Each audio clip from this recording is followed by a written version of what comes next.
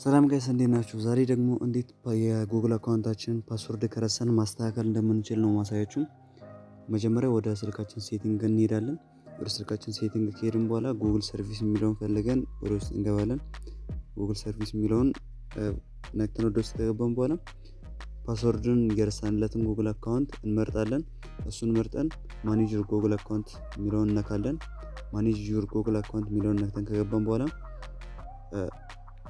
ጉግል ፓስወርድ የምትላለች እዚህ ጋር ጉግል ፓስወርድ የምትለውን ነክተን ወደ ውስጥ እንገባለን። ከዛ እዚህ ጋር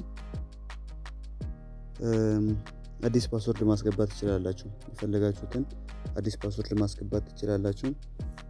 እሺ አዲስም ፓስወርድ እዚህ ኒው ፓስወርድ የሚለውም ላይ እዚህ ኮንፈርም ኒው ፓስወርድ የሚለውንም ተመሳሳይ ነው ማድረግ ያለብን። ተመሳሳይ ፓስወርድ ከቻላችሁ አስገቡ፣ ካልሆነ አይቀይርላችሁም።